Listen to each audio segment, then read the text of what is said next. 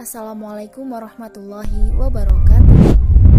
Dalam buku Bihar Al-Anwar diceritakan bahwa suatu ketika Rasulullah Shallallahu Alaihi Wasallam sedang duduk di Baitullah bersama Ammar bin Yasir, Munzir bin Dahdah, Abu Bakar bin Abi Quhafa, Umar bin Khattab, Imam Ali bin Abi Thalib, Abbas bin Abdul Muthalib, dan Hamzah bin Abdul Muthalib. Tiba-tiba Jibril datang kepadanya dalam bentuknya yang sangat agung, lalu membentangkan sayapnya dari ujung timur hingga ujung barat dunia dan memanggil Rasulullah Shallallahu Alaihi Wasallam. Wahai Muhammad, sesungguhnya Allah Subhanahu Wa Taala mengucapkan salam padamu dan memerintahkanmu meninggalkan Khadijah selama 40 hari. Saking cintanya pada Khadijah, Rasulullah Shallallahu Alaihi Wasallam pun bersedih mendengarnya. Tapi beliau tetap pergi meninggalkan Khadijah selama 40 hari. Selama melakukan uzlah atau menyendiri beribadah kepada Allah Subhanahu wa Ta'ala di siang harinya, Rasulullah Shallallahu Alaihi Wasallam selalu berpuasa. Dan di malam harinya melakukan sholat dan beribadah kepada Allah Subhanahu wa Ta'ala hingga malam terakhir uzlahnya. Rasulullah Shallallahu Alaihi Wasallam mengutus Ammar bin Yasir untuk datang kepada istrinya. Khadijah mengatakan padanya agar tidak berprasangka buruk terhadap perlakuan beliau kepadanya, karena beliau hanya melakukan perintah Allah Subhanahu wa Ta'ala. Sesungguhnya Allah Subhanahu wa Ta'ala berbangga dan memuliakannya sebagaimana Dia memuliakan para malaikatnya. Setiap hari Khadijah merasa sedih karena Rasulullah Shallallahu Alaihi Wasallam tidak berada di sampingnya.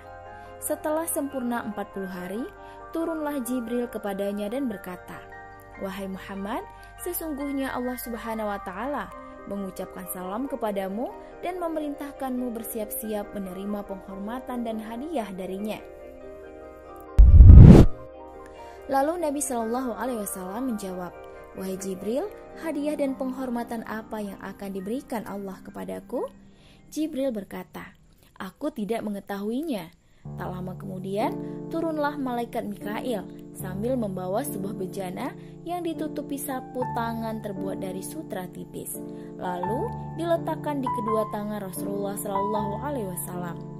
Kemudian Jibril datang dan berkata, "Wahai Muhammad, Tuhanmu telah memerintahkanmu berbuka puasa dengan makanan ini." Imam Ali bin Abi Thalib berkata, "Biasanya jika hendak berbuka puasa, Rasulullah Shallallahu Alaihi Wasallam memerintahkanku membuka pintu agar sahabatnya berkenan berbuka puasa bersamanya. Tapi hari itu Nabi Shallallahu Alaihi Wasallam hanya menyeruku duduk di depan pintu, lalu berkata, 'Wahai putra Abi Thalib, makanan ini hanya dihalalkan untukku.' Lalu beliau duduk di depan pintu, sementara Rasulullah Shallallahu Alaihi Wasallam mengambil makanan tersebut dan membukanya.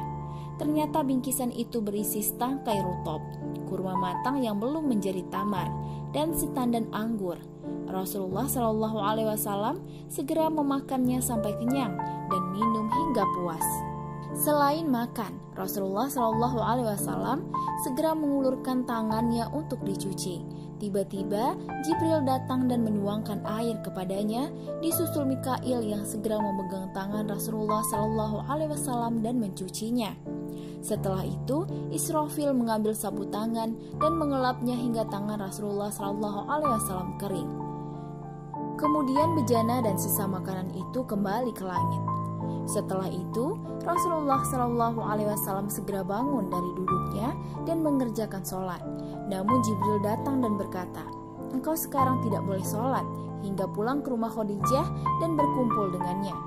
Sebab sesungguhnya Allah Subhanahu wa Ta'ala telah bersumpah pada dirinya untuk menciptakan dari tulang punggungmu malam hari ini keturunan yang baik." Begitu mendengar perkataan Jibril, beliau segera pergi ke rumah Khadijah. Khadijah berkata, "Aku sudah terbiasa sendirian. Saat malam tiba, aku segera menutupi kepalaku serta menurunkan kain tabir rumah dan menutup pintu. Setelah itu, aku melakukan sholat lalu memadamkan lampu, kemudian tidur.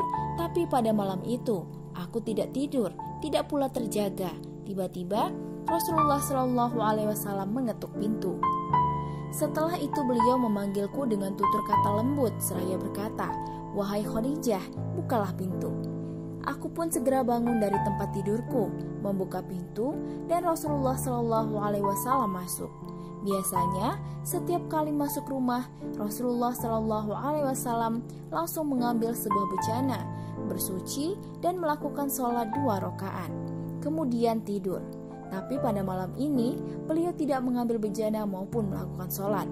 Beliau langsung menggandeng tanganku dan mendudukkanku di tempat tidurnya. Setelah itu, beliau bercumbu rayu dan bergurau denganku.